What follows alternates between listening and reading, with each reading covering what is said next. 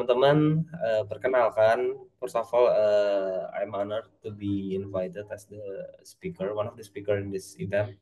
Perkenalkan teman-teman, nama gue Kemal, gue lulusan Purwadika. Background gue pendidikannya dulu tuh awalnya adalah electrical engineer, gue teknik elektro di Institut Teknologi 10 November Surabaya, lulus 2017 dan ya been through multiple industries nyoba-nyoba dan ya 2021 akhirnya gue nemu this field of data science dan gue enroll di Purwadika. Long story short, lulus 6 bulan setelahnya kurang lebih tengah tahun 2021 masuk job connector data science and machine learning. Uh, Around Juli itu gue lulus dan ya dengan segala proses yang karir networknya ya tadi ada di video. Habis itu akhirnya actually I'm quite lucky karena di first apa namanya opportunity itu gue langsung dapet sih di kantor sampai apa yang sekarang gue kerja sekarang nih sampai sekarang di Orange yang sekarang berkembang jadi Alpha Interactions atau Alpha Digital namanya. Kalau teman-teman nonton tadi tuh ada yang namanya Anticode. Nah, Anticode itu sebenarnya one of the operational company under Alpha juga. Jadi ya sister company dari Orange juga lah. Gitu. Kurang lebih paling itu ya perkenalan dari aku. Silakan Kak Jesslyn. Ya, halo semua, salam kenal. Namaku Jesslyn Ivanda Bella, panggilnya Jesslyn aja. Dulu aku kuliah jurusan graphic design, itu pas tahun 2016, lalu lulus pas 2020. Setelah itu sekitar 2 tahun lamanya aku bekerja sebagai graphic design dulu, graphic designer. Setelah itu, setelah 2 tahun bekerja, aku masuk ke UI UX designer di Purwadika. Awalnya sih mikir, oh boleh nih coba-coba soalnya UI UX dulu sedang naik. Ternyata sampai sekarang bekerja di bidang UI UX. Sekarang bekerjanya di konsultan Jepang di Nomura Research Institute. Thank you. Oke, thank you ya Kak Jocelyn dan Kak Kemal. Jadi kita diskusinya santai aja. Nah, mungkin aku mau nanya lagi nih ke Kak Kemal. Karena kan mungkin tadi kan Kakak baru kasih survei-nya aja ya Kak ya. Karena di sini ada yang masih SMA juga, masih mau tahu gitu ya Kak dunia data. Jadi kalau Kak Kemal nih kan title-nya mengerikan ya Kak ya. Data Manager gitu. Boleh tahu dong Kak, jadi day to day-nya Data Manager itu ngapain aja sih? Kok kayak sound sound so keren gitu. Oke, thank you Kak Ulin. Tapi kalau pekerjaan aku sebenarnya di sini kan I've been like 3+ years dari awal lulus prodi sampai sekarang. Awal aku masuk sebenarnya aku course tuh kan machine learning, data science and machine learning. Tapi setelah lulus actually masuk kantor ini I cannot do anything that I learn di Prodika karena datanya di kantor ini belum rapi. Jadi sebenarnya by role lebih sebagai data engineer gitu. Data engineer tugas utamanya sesimpel kalau aku coba simplify paling gampang adalah how to make the standard for the whole organization gitu. Bikin standar data bagaimana penyimpanannya, gimana kualitas data yang mau kita keep, data apa saja yang perlu kita keep, segala macam dan potensial ke depannya gimana. Jadi kayak data engineer banget lah kerjainnya. Dan itu benar-benar kerjainnya by hunch sama research sendiri ya nggak, karena di Prodika pun nggak diajarin gitu. Ya udah belajar itu, habis itu ya setahun kemudian alhamdulillah dipromot sebagai data manager itu langsung masuk tahun kedua data manager sampai sekarang. Cuma kalau sekarang apa namanya udah cukup ada beberapa milestone seharian. Jadi kayak bahkan pas udah data manager pun judulnya masih ada fase yang gue masih hard hard coding gitu depan komputer banget gitu. Cuma kalau sekarang I try to minimize porsi gue pribadi untuk ngoding gara-gara kayak kalau gue terus yang ngoding nyelesain masalah yang praktikal, oke mungkin pekerjaan bisa saya lebih cepat, oke project bisa jadi lebih banyak waktu lowong, cuma kan it's a little bit unfair kepada tim yang gue coba nurture gitu, mereka kesempatan mereka berkembang aja jadi berkurang. Jadi di bayangannya adalah kayak oh jadi lebih gampang dong ngoding, tapi sebenarnya enggak gitu. Jadi kadang-kadang trikinya adalah I still have to work in background untuk ngerti apa yang ngerti projectnya nih kayak gimana, project-project data ya apapun itu. Data maupun sampai ke AI juga atau enggak data analisis semuanya. Dan ketika tim ada stuck, the apa ya, the pressure is how can I pinpoint kesulitan mereka di mana atau bahkan nge-forecast mereka kesulitannya akan ada di mana, dan whenever they need me gue bisa datang dengan ngasih solusi ataupun guidance lah gimana menyelesaikan all kinds of business problems. Jadi kalau sekarang emang manage produk atau nggak facing ke klien, present idea, terus juga apa namanya maintain workload gitu, kita ngejaga di sini belum ada PM ya, kecuali udah ada cuma kayak baru masuk akhirnya, gara-gara udah mulai banyak proyeknya. Jadi kurang lebih itu sih, sama banyak kan fokusnya justru aku ngerasa jadi semacam pengajar sih. How can I elevate the skill sets, soft skill atau hard skill dari tim member aku juga gitu, biar ya mereka potensinya naik terus dan eventually bisa nge-fill my position right now gitu sih. Oke, keren banget ya Kak Kemal ya. Maksudnya tuh bahkan dari awal Kak Kemal yang bikin sistemnya bisa dibilang nggak sih Kak? Karena kan datanya belum rapi gitu ya. Terus kayak cepet banget naik karirnya. Oke, nanti kita kulik-kulik lagi ya teman-teman. Sekarang aku mau ke Kak Jesslyn karena ini juga gak kalah keren gitu kan. Karena Kak Jesslyn di perusahaan Jepang ini tuh harusnya susah banget ya Kak masuknya. Plus kakak juga stay-nya lama banget. Nah, boleh diceritain dong Kak, jadi day to day-nya itu kayak gimana yang kakak kerjain sekarang? Sebenarnya day to day-nya seperti UI UX designer pada normalnya, yaitu kita ngedesain dari task yang dikasih, dari tiket yang dikasih. Setelah itu kita ada diskusi dengan developer atau mungkin diskusi dengan PO. Dan juga kita nanti setiap hari ada daily kayak misalkan, oh kita kasih tahu nih progres kita bagaimana.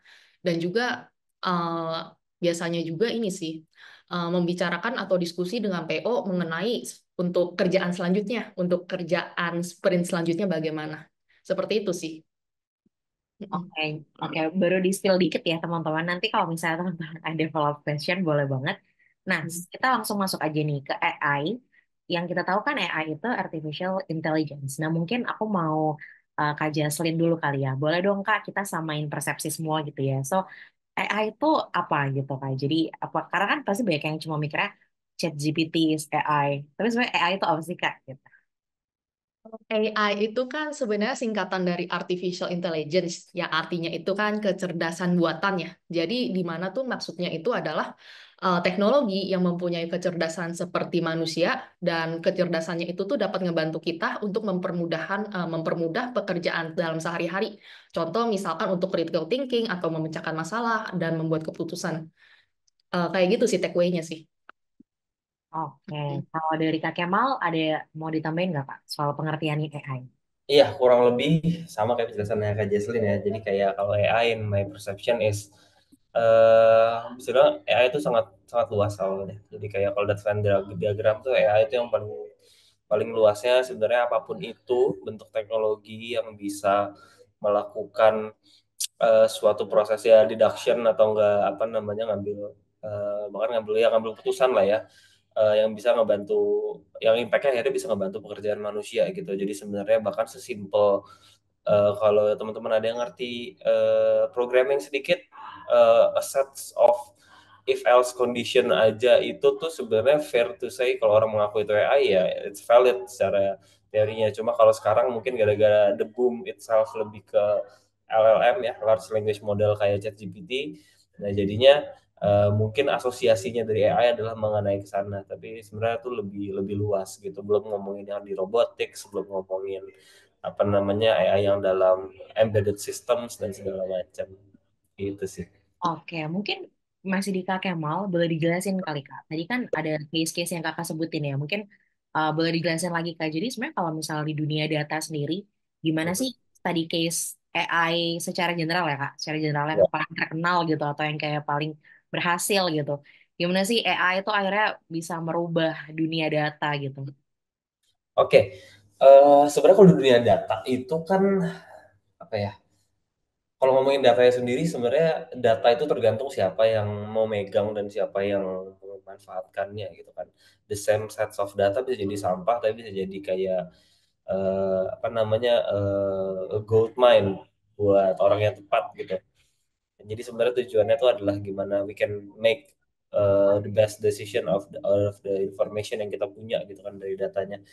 Nah kalau implementasi di AI, contohnya kalau aku mungkin ceritanya nggak luas banget yang di luar sana. Cuma kalau di paling deket yang aku kerjain sehari-hari, simple case di data itu adalah kayak data numerical dan segala macam yang bisa kita lakukan dengan logic. dengan programming itu bisa kita handle nih. Tapi kan ada juga data-data yang harus ada persepsi manusianya tuh, persepsi manusianya.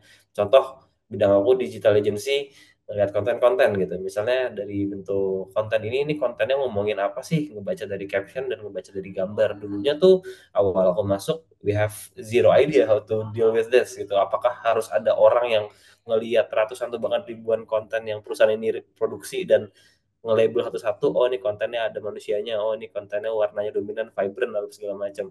Nah, dengan bantuan AI itu bisa sangat dilakukan gitu. Jadinya dan sekarang actually udah kita lakukan gitu. Jadi itu contoh paling dekat, contoh paling familiarnya kayak mungkin teman-teman nggak sadar tapi contohnya di apps teman-teman buka sosial media apapun itu rasanya kayak abis ngomongin sesuatu tiba-tiba dapat iklan mengenai itu. So it's not that the Google or something is listening to your conversation, tapi sebenarnya there kind of some kind of system di sana bisa. Ini akan lebih terlalu kompleks lah kalau aku jelasin, cuma ada caranya tuh menggunakan AI juga mereka, atau paling simpel Netflix apa namanya recommended for you, itu tuh semua yang bagian itu tuh AI gitu. Oke, keren banget ya. Jadi bahkan Netflix, Spotify gitu ya kayak bisa customize kan kayak. Dia tahu Iya, setiap usernya beda-beda. Abis ini kita pasti udah bakal pamerin tuh Spotify Wrap 2024 gitu kan. yes. Oke, oke. Oke, sekarang geser ke Kak Jaslyn. Tapi pertanyaannya sama nih, Kak. Jadi kalau di desain sendiri, di produk desain, gimana sih, Kak, AI ini merubah gitu ya, Kak? Soalnya udah banyak banget nih, Kak, pertanyaan, khususnya di UI UX ya. Kayak pertanyaannya tuh specifically, apakah AI akan menggantikan seorang product designer gitu, Kak? Gimana, Kak?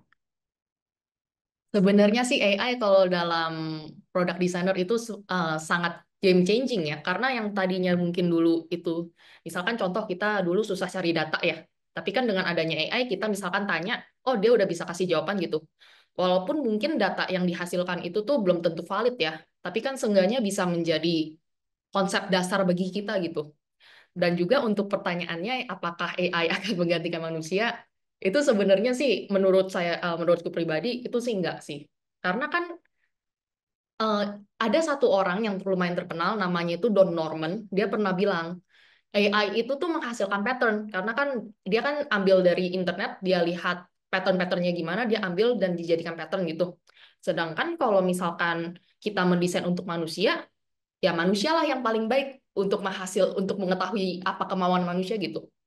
Dan untuk mengetahui apa kebutuhan manusia, ya butuh riset dan juga butuh data. Ya seperti itu sih. AI itu akan membantu manusia, tapi tidak akan menggantikan manusia dalam sisi desain ya. Kayak gitu sih. Dan sebenarnya AI dalam sisi desain pun juga sangat dibantu ya. Misalkan contoh, nggak usah jauh-jauh, kalau misalkan dari pengalamanku sendiri, kan di company-ku sekarang nggak ada UX writing ya. Nggak ada UX writer gitu. Jadi kalau misalkan kita mau bikin konten tulisan, kita menggunakan AI. Kayak gitu. Sebenarnya contohnya misalkan, oh tolong dong bikin kata-kata introduction yang straight to the point dan juga short dengan mungkin katanya itu ada 10 kata gitu. Dan tolong bikin misalkan 5 alternatif. Nanti kan AI kan akan keluarkan alternatifnya, terus kita tinggal pilih. Atau enggak mungkin kita bisa kombinasi gitu. Ya, jadi cukup mempermudah sih. Cukup mempermudah dan juga mempersingkat waktu kerja lah. Kayak gitu. Oke, nah tapi Kak Jesslyn mungkin follow up question ya Kak. Tadi kan Kakak bilang nggak akan menggantikan. Nah cuma boleh dong Kak dikasih contoh. Kira-kira tuh gimana AI itu ngebantu product design dan apakah kalau kita jadi product designer yang ngerti AI itu akan jadi value nambah nih? Pastinya sebenarnya apakah akan menjadi value nambah? Sepertinya pastinya iya, karena sekarang company-company sekarang itu tuh sedang ini ya, mengutilize AI ya. Dan juga itu bagaimana cara di product design mungkin yang paling gampang ini sih, meriset sebuah aplikasi. Contoh misalkan nih, kita kan contoh ada aplikasi namanya yang Duolingo. Kita kan tahu ya Duolingo itu tuh salah satu the best gamification aplikasi ya. Tapi kita penasaran nih gimana sih kenapa sih Duolingo itu tuh mempunyai salah satu best gamification gitu. Kita bisa minta tolong tanya AI. Misalkan contoh kenapa Duolingo itu mempunyai gamification paling terbaik? Tolong dong tulisin insight-insightnya apa aja sih yang dia pakai teori-teorinya. Atau enggak mungkin teori sosial apa yang dia pakai. Contoh misalkan itu satu. Atau enggak mungkin kita bisa minta tolong, oh aku sedang mau membuat aplikasi mengenai delivery makanan. Tolong dong bikinin user flow-nya. Kira-kira user flow pattern-nya itu tuh seperti apa sih? Atau mungkin, oh aku sedang ingin membuat aplikasi makanan untuk user targetnya itu tuh misalkan perempuan dan juga umurnya segini, pekerjaannya segini. Tolong dong dibikinin personanya. Kayak gitu sih. Itu sebenarnya bukan hasil akhir yang pasti akan kita pakai, tapi seenggaknya menjadi dasaran kita sih. Dasaran kita untuk men-trigger jawaban selanjutnya seperti apa gitu. Begitu sih. Aku mau nanya lebih detail ke Kak Jesslyn ya Kak. Jadi kan aku pernah di-spill sama Kak Jesslyn kalau di kantornya itu kan udah harus dibiasain pakai AI gitu kan. Nah boleh Kak clarify sejauh apa sih gitu penerapannya Kak Jesslyn pakai AI? Karena kan ada juga isu-isu kayak, maksudnya sih di kantor kita pakai AI kan itu kayak apa ya, bantuan gitu kan ya gitu. Oke, oke, boleh, boleh.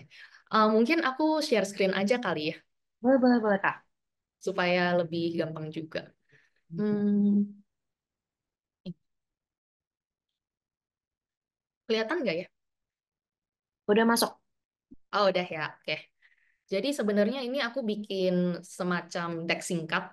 Bagaimana sih cara menggunakan AI sebagai UI UX designer gitu. Tapi ini berdasarkan pengalamanku ya.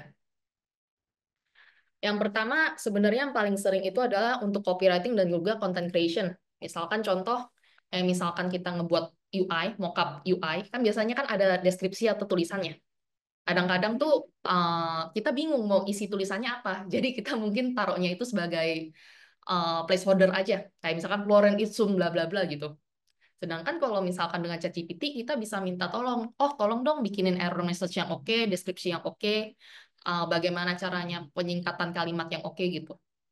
Contohnya mungkin seperti ini, contoh, oh aku nih punya kata-kata dasarnya seperti ini, a perfect blend of bla bla bla.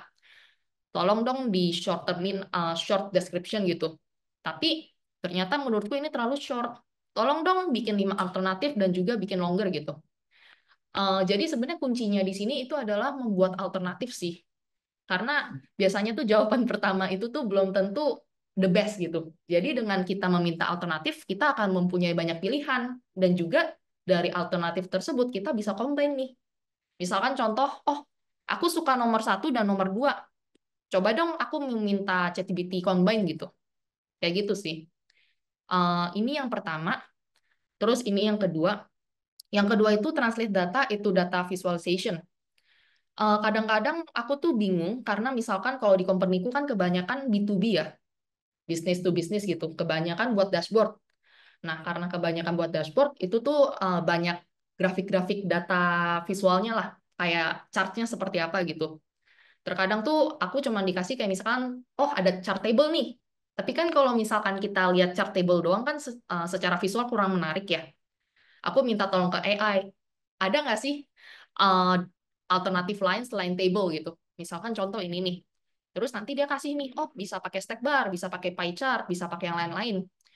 Uh, ini belum tentu cocok dengan situasi kita, semua alternatifnya, tapi nggak ada salahnya kita tuh bertanya ke AI supaya kita tuh tahu gambarannya itu tuh seperti apa sih. Dan mungkin dari kita membaca ini bisa men-trigger solusi lain mungkin, kayak gitu. Terus yang ketiga, ini sebenarnya bukan kerja UI UX designer ya, tapi kebetulan aku juga dapat tasnya, yaitu visual concept. Jadi AI itu tuh mempermudah kita dalam mentranslate pikiran atau bayangan kita menjadi sebuah visual. Misalkan contoh ya, aku tuh bingung, kayak misalkan gimana sih caranya kita tuh, bagaimana sih visualnya castle Jepang dijadiin pixel gitu. Karena kan kalau misalkan mungkin kita cari di internet belum tentu ada ya. Nah, aku minta nih gambarannya dari AI. Kayak gitu sih. Ini bukan berarti aku bakal pakai gambarnya, tapi seenggaknya ini menjadi dasar aku untuk, oh aku tahu nih kalau misalkan mau bikin uh, castle Jepang dengan gambar pixel tuh model-modelnya seperti ini. Kayak gitu. Terus juga ini yang paling penting, yaitu buat communication. Gimana caranya kita tuh bisa ngomong ke klien atau stakeholder dengan cara yang lebih formal dan juga yang lebih sopan dalam bahasa Indonesia atau dalam bahasa lain, seperti misalkan bahasa Inggris.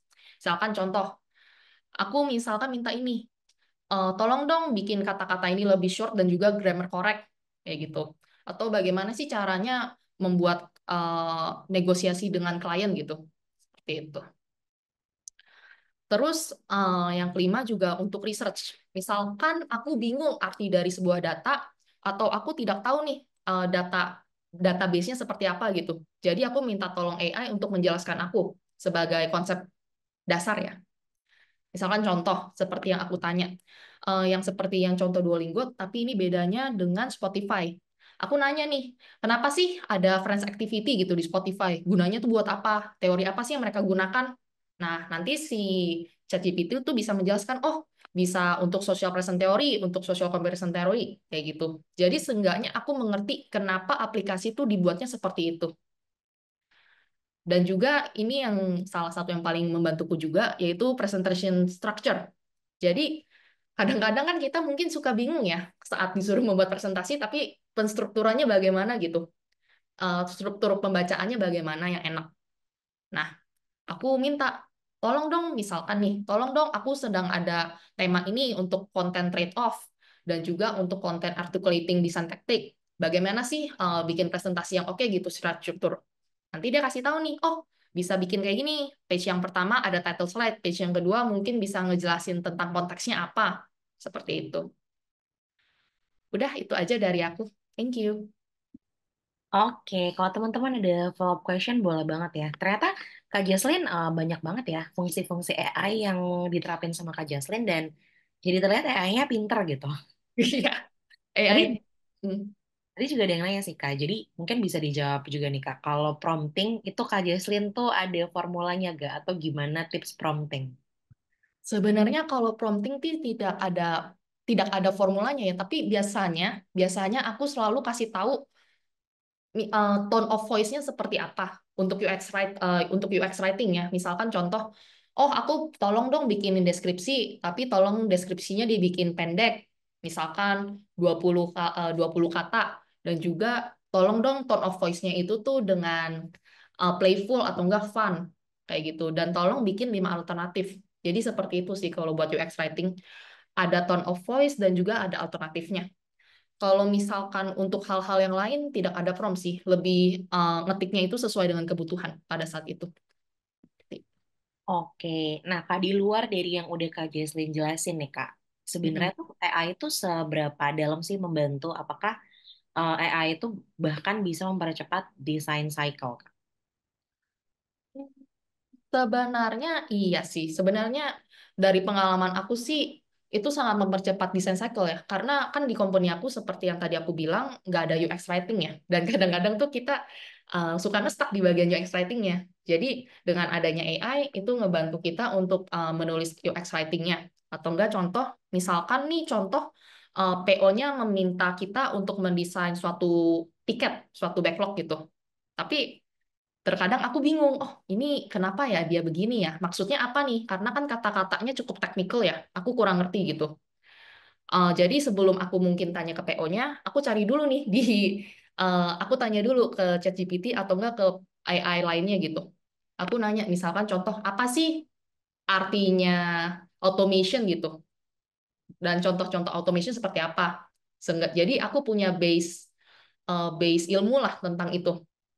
Dan sepertinya itu sih. Tapi ada beberapa sebenarnya untuk prototyping atau user testing itu tuh seingat aku ada beberapa produk-produk digital lain, tapi aku belum pernah coba. Contohnya mungkin seperti Maze AI. Maze yang biasanya buat user testing, itu tuh ternyata udah ada AI-nya, tapi masih beta. Dan juga ada ini, tools untuk interview. Jadi kalau misalkan kita interview sama orang pakai tools itu, nanti tuh dia udah otomatis ditranskrip dan juga dia tuh udah ringkas overview-nya secara otomatis. Itu keren sih pakai AI sih. Kalau nggak salah nama tools-nya itu Lookback. Tapi kalau nggak salah itu berbayar. Kayak gitu. Jadi ngebantu researcher gitu ya kayak kalau interview Ya, user. lebih bantu researcher. Ya, researcher dan juga produk desain lah. Mm. Oke, oke. Berarti karena produk desain tuh functionnya juga ada ngeriset juga ya berarti kayak. Kenapa? Berarti Sorry. day to day-nya Kak Jaslyn juga ke user juga maksudnya kata di interviewnya. Kebetulan kalau misalkan di company-ku kita nggak ke user, karena yang ke usernya langsung itu adalah orang tim bisnis. Jadi kita cuma dapat datanya aja gitu. Hmm. Oke, Kak Jason kan tadi nyebutin kayak beberapa tools AI ya, Kak. Boleh dong, Kak, kayak disebutin lagi gitu kali ya. Jadi tools-toolsnya tuh apa aja sih kayak yang bisa dipakai? Karena kan kayaknya tadi dari screenshotnya nggak cuma GPT gitu kan. Hmm. Oh, eh, kebetulan kalau tadi yang dari screenshotnya itu aku juga pakai Copilot. Itu sebenarnya dibayarin dari perusahaan. Ya, karena jadi intinya kan perusahaan aku kan kita pakai Teams, tim Microsoft. Jadi udah langsung dapet paket Copilot. Dan Copilot itu tuh menjamin data privasinya kita. Jadi kita nggak masalah kalau misalkan upload data perusahaan ke dalam situ. Kalau misalkan tools-tools AI yang berhubungan sama desainer lain sebenarnya banyak.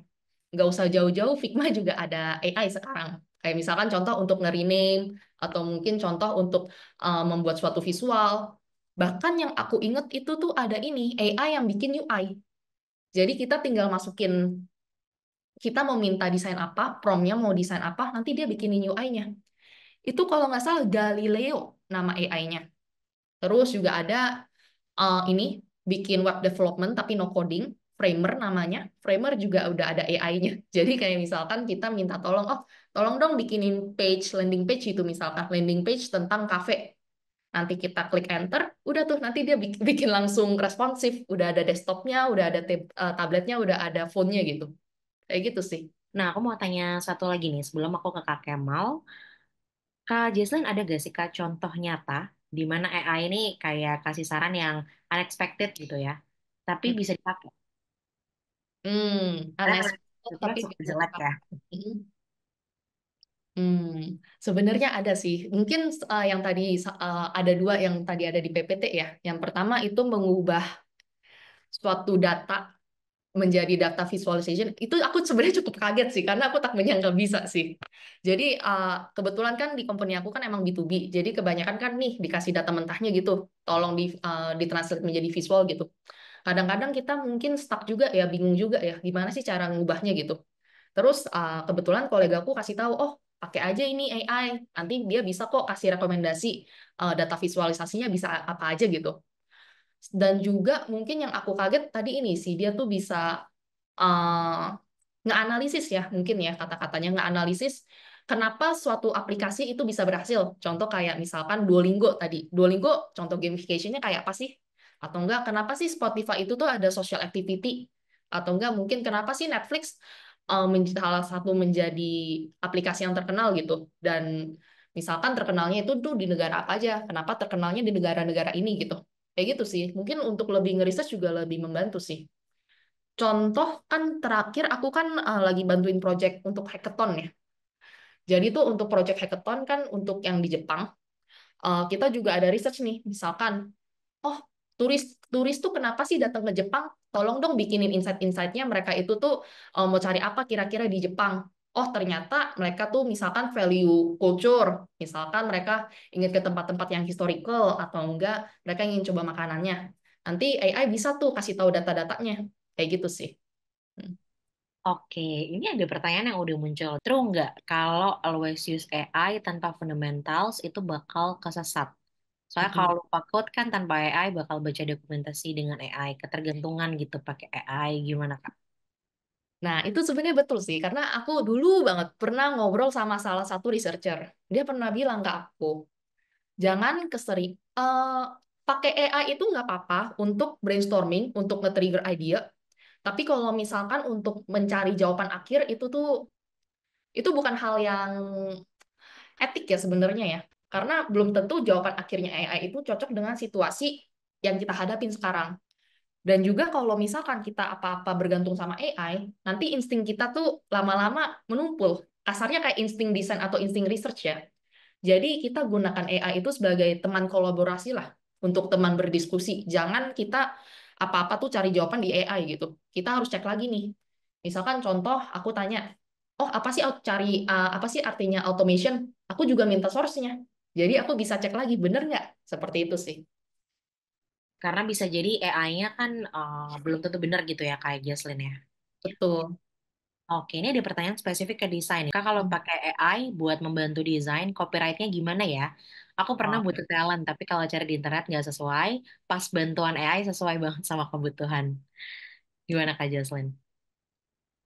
Kebutuhan desain untuk AI itu kayak misalkan kita meminta AI untuk mendesain sesuatu kah untuk kita? Kalau misalkan iya, itu sebenarnya aku kurang tahu ya kalau misalkan copyrightnya itu gimana, tapi jujur aku kurang berani sih seperti itu sih. Karena jujur sekarang copyrightnya masih abu-abu. Nggak usah jauh-jauh yang kemarin tuh kampanyenya Jokowi, Kaisang sama Prabowo ya yang menggunakan gambar AI ya. Itu aja masih diperdebatkan. Itu sebenarnya oke atau enggak sih menggunakan gambar dari AI gitu? Apakah ada copyrightnya atau enggak gitu? Jadi saran aku sih untuk sekarang mendingan jangan sih. Tapi kalau kita mau cari inspirasi dari situ juga nggak apa-apa tapi itu. Oke, semoga menjawab ya. Ada nggak Kak AI buat cari ide desain buat UI UX? Mungkin kalau spesifik AI untuk cari ide desain UI UX, misalkan kayak kumpulan screenshotnya aku belum ada, tapi mungkin bisa dicek Galileo AI. Mungkin aku bisa ketik ya supaya bisa dicari Galileo AI, atau mungkin bisa menggunakan Framer AI. Atau kalau misalkan mungkin mau cari ide-ide UI UX tapi nggak ada hubungannya dengan AI, tapi bisa lihat semua screen-screen aplikasinya atau mungkin screen-screen dari web page-nya, itu bisa pakai Mobin. Aku selalu pakai ini, atau enggak Camjo, kayak gitu. Atau enggak kalau mau landing page bisa pakai 8 Ninja. Atau mungkin kalau mau cari portofolio, maaf ya, Cofolios. Ini oke sih yang Cofolios sih, karena kasih tahu portofolio-portofolio dari pekerja Apple, dari pekerja Figma, dari pekerja Meta, dan juga lain-lainnya. Seperti itu. Oke, Kak Jesslyn bisa contohin gak sih Kak? Atau gimana? Kalau kalau dicontohin carinya boleh Kak, salah satu toolsnya. Oh, kalau Framer mungkin bisa kali ya. Mari aku coba ya, kalau yang Framer. Coba ya, aku cek dulu ya yang Framer. Apakah uh, harusnya tapi masih bisa sih. Go to Udah dashboard. bayar ya Kak ya? Mari kita coba dulu ya. Soalnya kadang-kadang, tapi harusnya, kayaknya nggak berbayar deh ini. Eh, hmm, layer desktop asset. Oh iya kayaknya belum bisa deh yang Framer ini deh. Mungkin karena aku dapetnya yang free kali ya. Mungkin ya. Oke, oke. Soalnya aku pernah coba apa ya? Aku sekarang pakai Framer dan udah pernah menggunakan beberapa filenya gitu. Jadi mungkin sekarang nggak bisa kali. Oke, oke. Kita lanjut dulu deh Kak. Apakah Kak Jesslyn pernah pakai AI buat menilai kerjanya Kak Jesslyn di UI UX? Tunggu sebentar ya. Untuk menilai kerja, apakah memakai AI untuk menilai kerjaan? Kalau misalkan dicek apakah UI-nya sudah oke atau belum, itu nggak pernah sih. Dan sebenarnya lebih ke desain. Kak Jesslyn pernah memakai AI untuk menilai kerjaan lebih ke desain atau ke research. Mungkin kalau ke research pernah kali ya, kayak misalkan contoh, oh aku kan sekarang project hackathon ini kan lagi buat yang gamification ya. Jadi aku penasaran nih, kira-kira aku nanya ke AI, insight-insight tentang gamification itu ada apa aja sih? Trik-trik dari gamification bisa ada apa aja sih? Aku minta itu data-datanya, terus aku bandingin sama yang gamification aku sekarang, apakah sudah memenuhi gitu. Kayak gitu sih. Oke, Kak Jesslyn kan ngerasain lintas teknik before AI sampai sekarang pakai AI. Apakah beneran AI itu bisa ngeboost project Kak? Ngebus project. Kalau misalkan dalam pekerjaanku sebenarnya bukan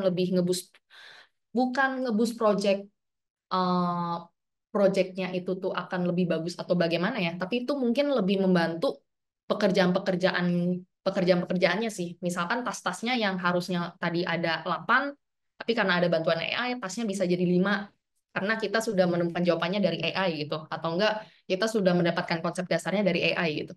Seperti itu sih. Jadi mempercepat desain cycle Nah, tadi tuh ya Kak? betul.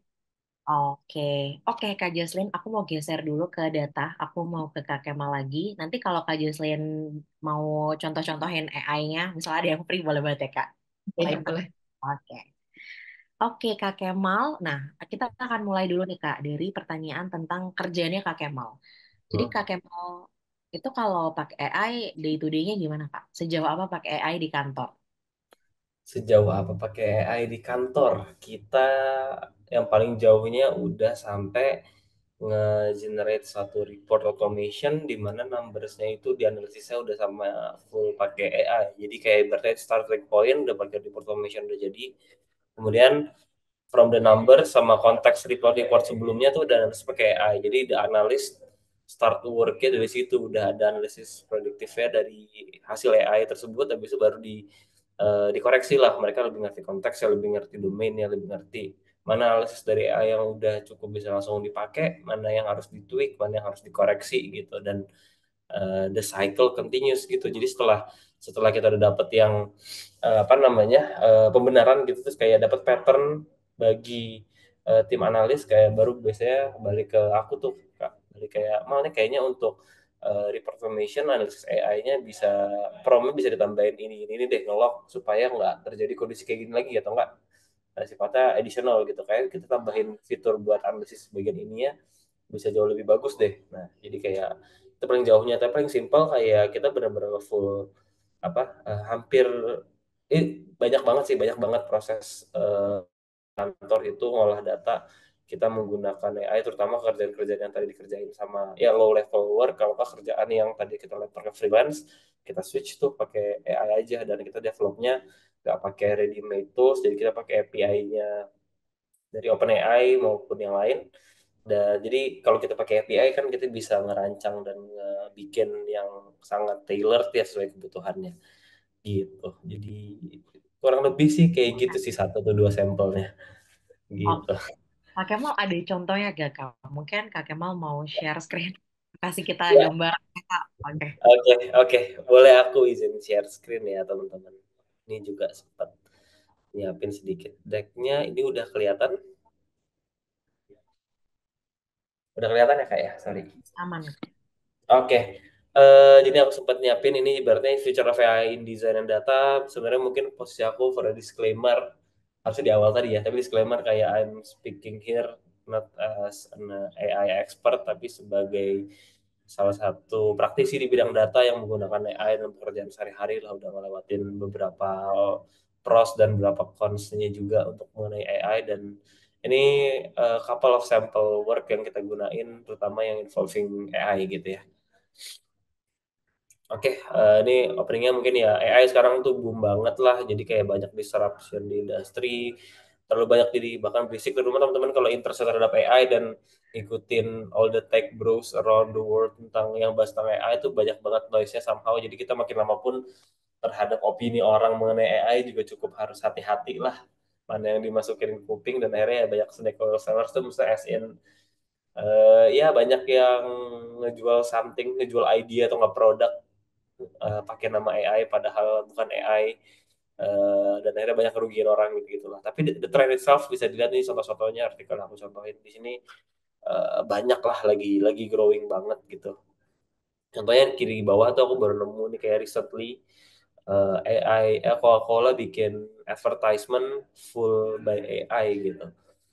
Ini lagi rame juga diskursusnya. Nah tapi yang mau aku bahas di sini mungkin ya case-nya ya. Pertama mungkin case pertama yang paling simple kita lakuin aja di sini AI data labeling. Jadi data labeling itu apa sih sebenarnya? Kita ketika kita megang data point paling simple, paling platform paling simple kan di Google Sheet ya. Di Google Sheet itu ada function-function yang built-in, terus kita yang paling kiri ini bikin custom Google Sheet function. Jadi kayak aku sama tim develop some way, jadi kita we can create our own function di Google Sheet to process some kind of data, dan salah satunya adalah menggunakan AI. Ini contohnya di sini adalah ya kita bisa bikin di sini ya bisa bisa sentimen, bisa query, bisa ini pertanyaan tipenya apa atau nggak kategorinya apa, produk apa, atau custom dalam suatu teks lah. Mungkin kalau yang ini aku bisa showingnya langsung di real case aja deh. Ya ini aku ulang aja ya. Jadi ini sampelnya aja teman-teman, aku tunjukin live demo sedikit. Jadi misalnya di sini kita manggil AI, terus ini sebenarnya teks actually adalah data komen dari salah satu postnya Prodika. Aku ambil, habis ini coba masukin aja langsung sentimen.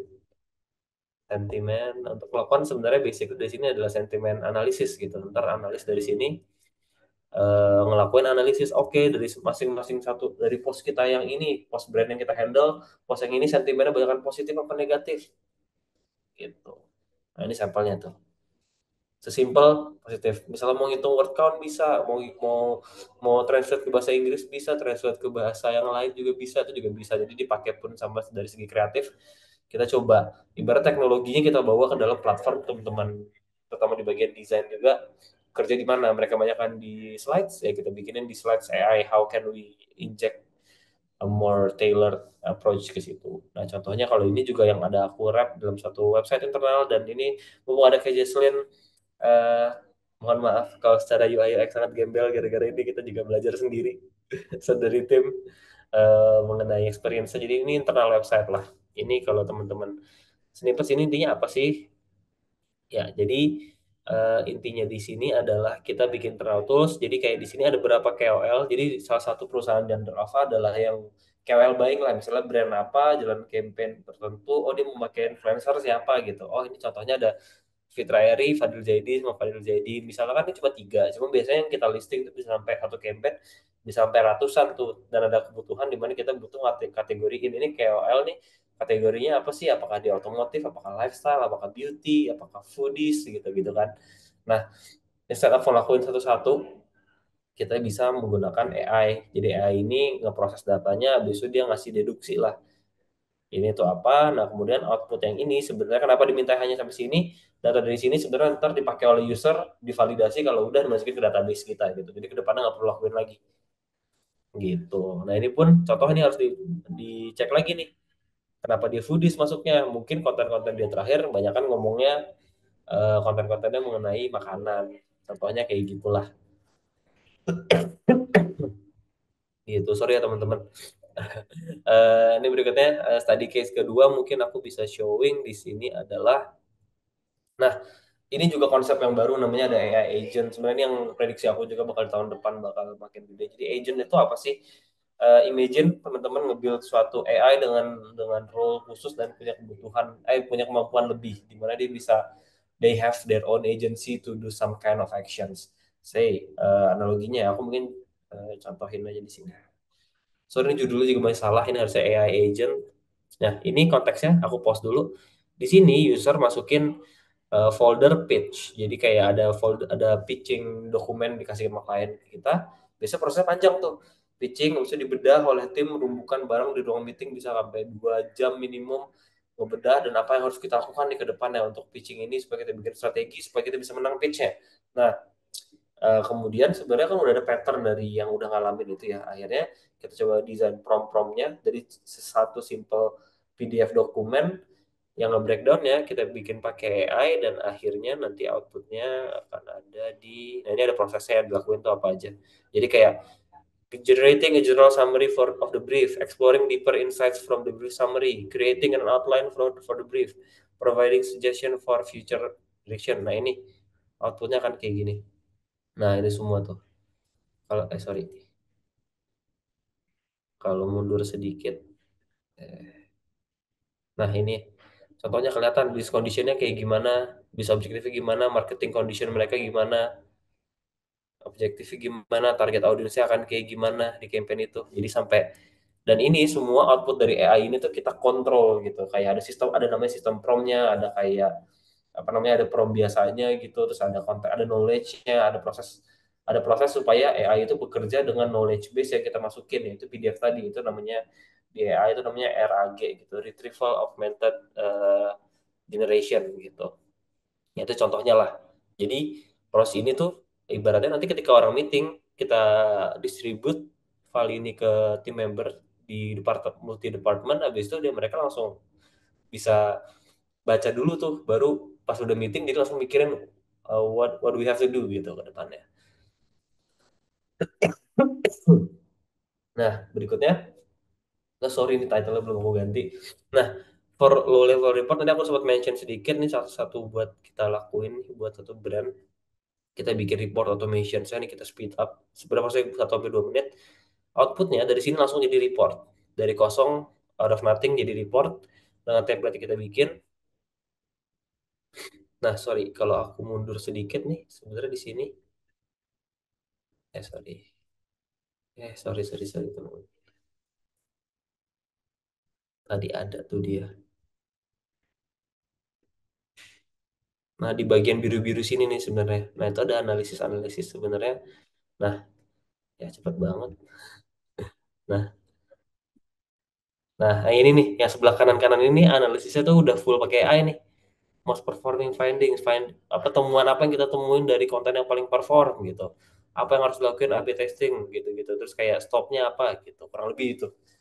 Gitu ini sampelnya jadi kayak deskriptif kayak gini dilakuin. Ini datanya udah otomatis dari database kita ke connect. Habis itu yang ini ya udah findingsnya dilakuin nanti terima oleh analis baru sifatnya lebih namanya role untuk moderasi gitu apakah output dari AI ini udah tepat apa belum gitu. Oke, sorry for the long apa Oke, itu sesi. oke Kak. Jadi lebih kebayang sih karena tadi kan bahkan udah dicontohin ya report pakai AI, bener ya Kak ya? Ya, Oke, keren banget ya penggunaan AI di kantornya Kak Kemal nih bisa dibilang.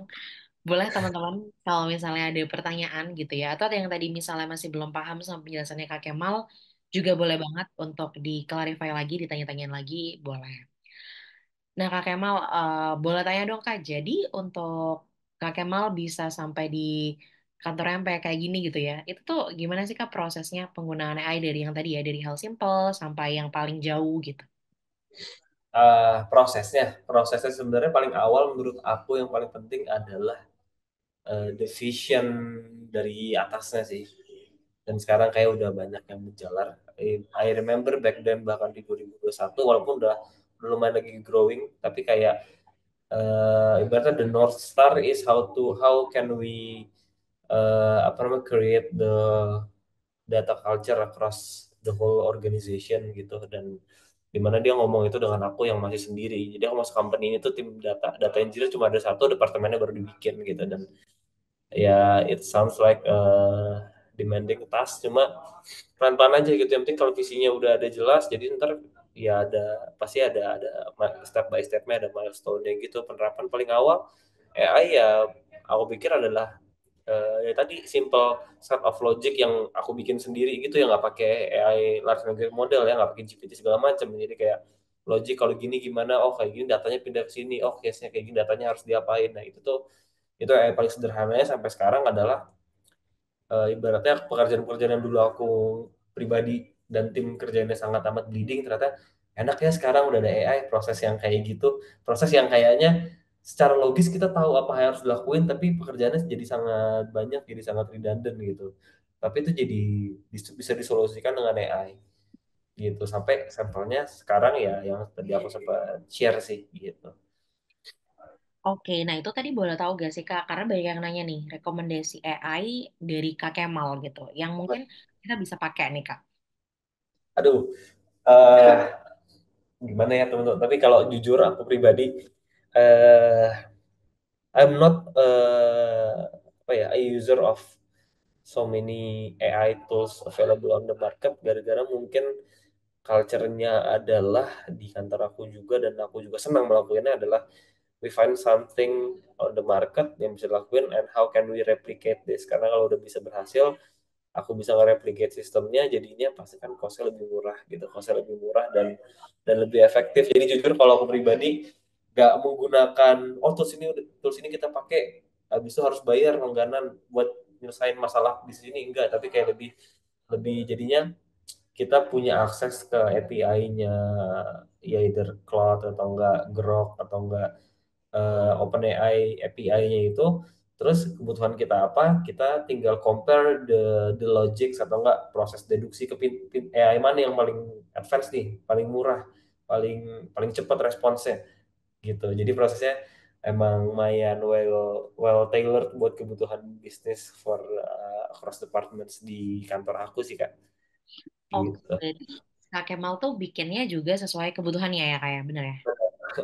Nah tapi pencapaian yang paling apa ya, yang paling kayak apa mind blown gitu yang tadi kayak unexpected gitu kali ya Kak. Itu apa Kak? Yang bisa Ya. oh ternyata bisa dibantu nih sama AI gitu. eh ini ini sebenarnya double edge sword kak sebenarnya aku pun apa namanya pas awal dulu terutama sempat ada pemikiran kayak Ini bener gak ya yang gue lakuin, tapi kalau tergantung kacamata ngeliatnya, tapi kayak one of the experience I've learned is dengan apa salah satu beberapa teknologi yang akhirnya aku bikin, contohnya bikin report automation, bikin sistem dan segala macam, jadinya sempat emang ada impact di mana one of our ibaratnya ya sister company gitu, partner company, ada yang akhirnya mereka melakukan efisiensi terhadap analisnya gitu, karena memang kebutuhan mereka untuk bikin report yang levelnya low level, tapi mereka karena gak ada bayangan, mereka lebih heavy on the creative side, akhirnya mereka awalnya hire analis gitu, tapi setelah di assess ternyata kayak oh bisa nih pakai report automation udah cukup gitu, jadinya sadly tergantikan gitu gitu. Ini mungkin lain sama judul di sini juga ya, sama poin yang mau di touch dalam discussion ini, apakah AI bisa menggantikan human.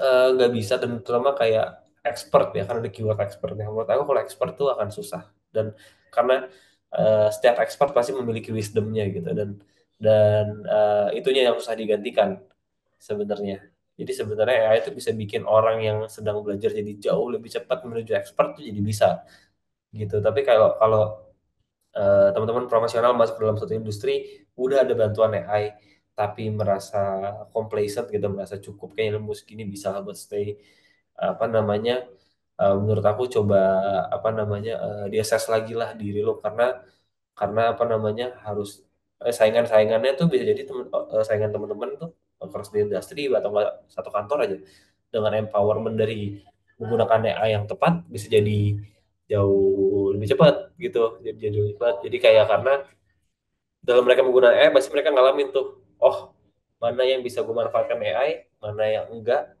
gimana caranya gitu, dan akhirnya itu yang bikin akhirnya wisdomnya mereka itu bertumbuh dari proses kayak gitu tuh, gitu kak.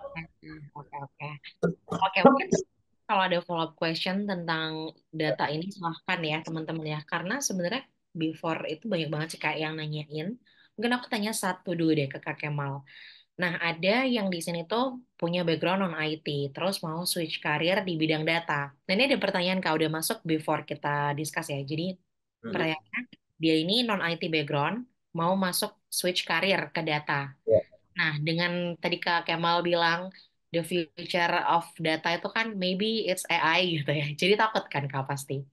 Nah, kalau betul. menurut Kak Kemal sendiri ada opportunity gak sih buat yang baru mau switch karir dan non IT nih backgroundnya? Justru justru banyak teman-teman opportunity-nya. Jadi kayak bisa ngelihatnya, kalau aku pribadi ya ditanya kayak gitu kan ngeliat kayak oh bahkan sekarang kan jauh lebih enak gara-gara along the way teknologi itu akan makin maju, akan lebih friendly, yang tadinya dianggap susah akan bisa bisa dipermudah gitu. Sesimpel kayak teman-teman sekarang kayak kalau coba update browsernya aja, googling something tuh udah ada bantuan dari AI-nya tuh, native dari mereka gitu kan. Nah, dan nature of teknologi akan makin makin lama makin advance, makin personalized, makin murah buat kita, dan ibaratnya itu bisa jadi leverage buat teman-teman yang mau belajar. Jadinya tadi kan ibaratnya masuk data ya, terutama kalau data science and machine learning di Prodika, intinya kan data science itu adalah gabungan dari tiga disiplin. Yang pertama adalah programming. Programming adalah gimana kita mengerti how the computer process information, melakukan action, dan kemudian gimana kita bisa mentranslate itu, menyusun itu ke dalam satu script gitu kan. Itu programming. Kemudian kedua statistik. Statistik ini bisa kebantu banget teman-teman. Oke, bidang awalnya bukan bukan STEM apa segala macam. Dengan adanya AI, bertanya mengenai statistik jadi akan mudah, gara-gara ini kan ilmunya yang eksakta gitu. Mereka tidak akan menggunakan bias dalam menjawabnya gitu. Dan teman-teman bisa minta source-nya, selain dari AI pun bisa nanya source-source lain gitu. Atau teman-teman misalnya ngebaca statistik pelajaran dari satu buku resmi yang dari mathematician misalnya, atau statistician gitu. Kalau ada konsep yang teman-teman nggak ngerti, bisa pakai AI buat ngertiinnya. Jadi bisa jadi propeller gitu, jadi makin cepat gitu. Dan bahkan yang ketiga, jadi yang menurut aku dengan ada AI, teman-teman justru lebih enak karena harus lebih tajemin ya ke dalam satu hal ini, yaitu bisnis acumen, business understanding, ngerti konsep bisnisnya, ngerti masalah bisnisnya, ngerti how can this technology, how can data science ada impactnya nih terhadap bisnis problem gitu teman-teman. Jadi kayak menurut aku apa namanya, wajar ketakutan akan masih ada, cuma yang paling penting tuh perseverance aja sih, sama goal udah jelas masuk data science kenapa dan apa yang ingin dituju, dan role-nya akan jadi apa. Karena rest assured, lowongannya aku rasa akan terus ada. Cuma masalah masuk data science pun lowongannya bisa nyabang kemana-mana tuh. Bisa jadi data engineer, bisa jadi data scientist, bisa jadi data analyst, bisa jadi business analyst kalau teman-teman yang bisa akumulasinya tinggi, bisa jadi machine learning engineer gitu, bisa jadi product designer, atau bukan designer, mungkin mungkin jadi product manager segala macam. Jadi kayak cabangnya pun banyak, atau jadi AI prompter. Nah itu cabangnya luas banget sebenarnya. Jadi kalau regarding of the opportunity, if you're talking about the opportunity itself, akan terus ada sih. Dan AI, menurut aku tadi, iya AI bisa gantiin, cuma AI juga akan membuka lapangan pekerjaan yang makin banyak gitu ke depannya. Gitu.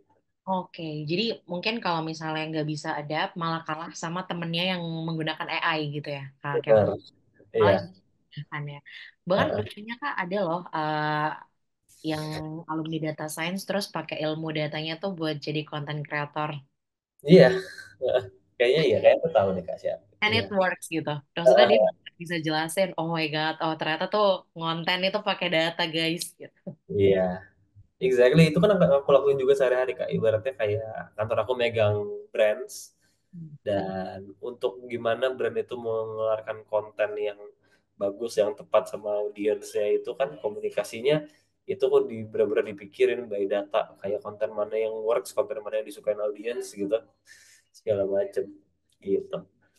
Jangan-jangan ini udah termasuk forecasting ya kayak. Mungkin tahun depan Oh, iya kayaknya deh. cari orang data, maybe. I don't know. Eh, Kan sekarang kan trennya belum ke situ ya Kak, kalau agency, ya gak sih? apa?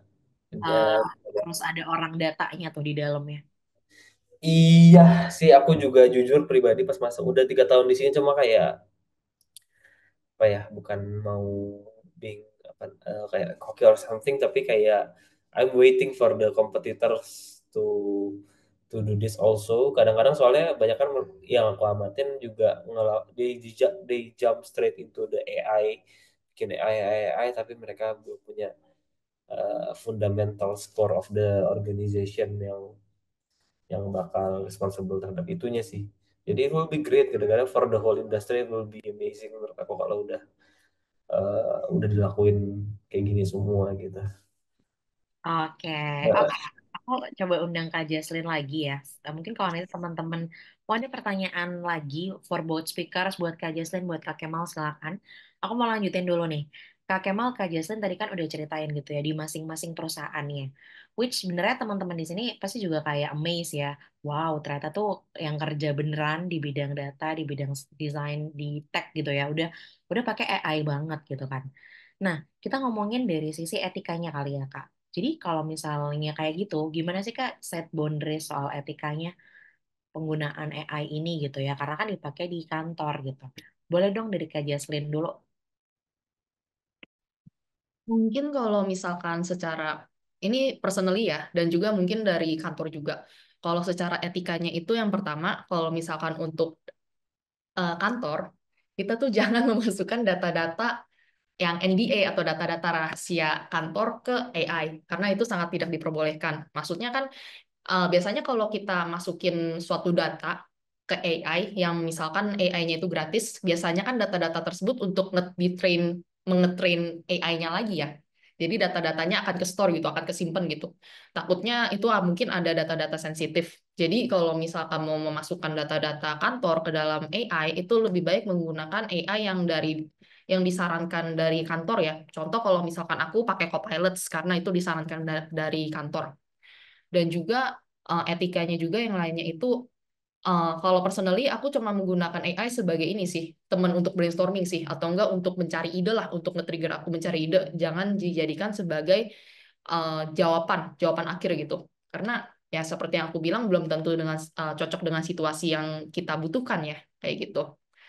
Dan untuk masalah apakah misalkan contoh ada gambar konsep nih, aku misalkan butuh konsep gambar pixel zaman Jepang pas lagi Jepang zaman dulu gitu.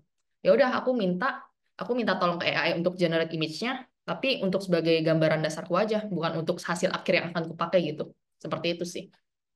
Oh ya, mungkin kalau misalkan nanti ada waktu, aku juga bisa ini kasih contoh yang penggunaan AI untuk nanti bikin UI-nya kalau mau.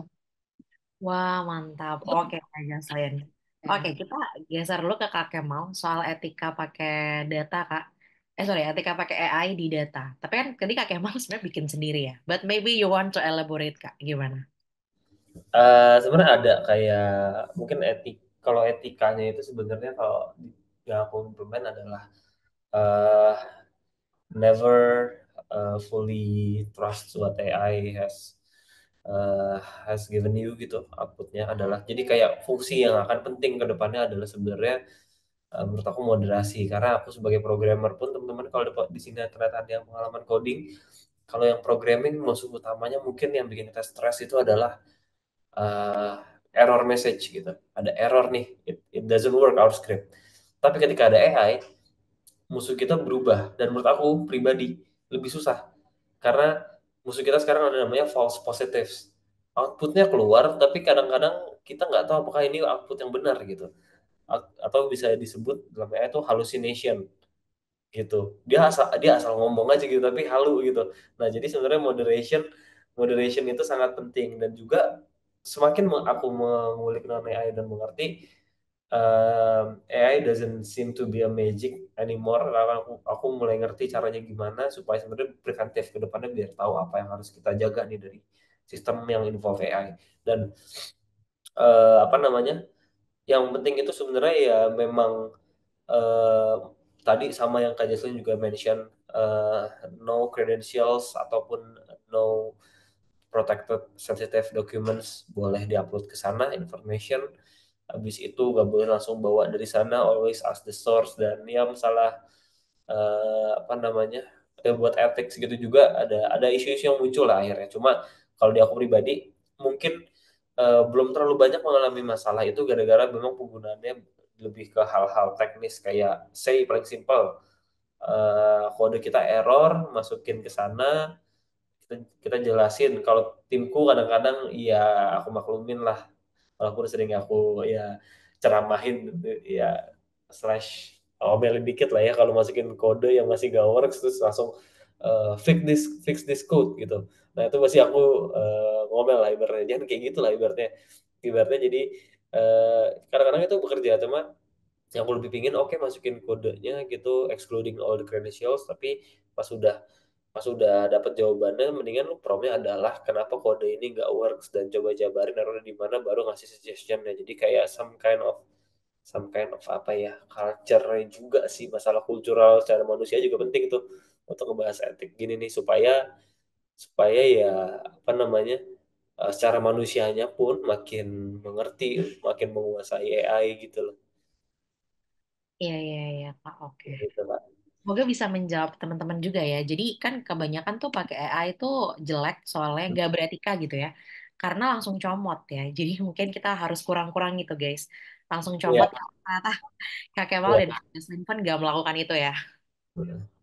Iya, itu emang bahayanya di situ sih menurut aku pribadi. Oke, thank you Kak Kemal. Oke, sebelum kejauhan nih Kak Jaslin, boleh Kak Jaslin kalau mau dicontohin gitu ya. Tadi gimana AI bisa bantu bikin UI ya Kak ya? Boleh, boleh. Aku ini ya, izin ambil share screen ya. Tunggu bentar.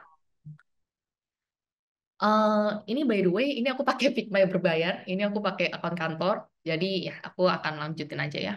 Di bagian sini sebenarnya kan ada yang action untuk AI. Kita pilih yang first draft.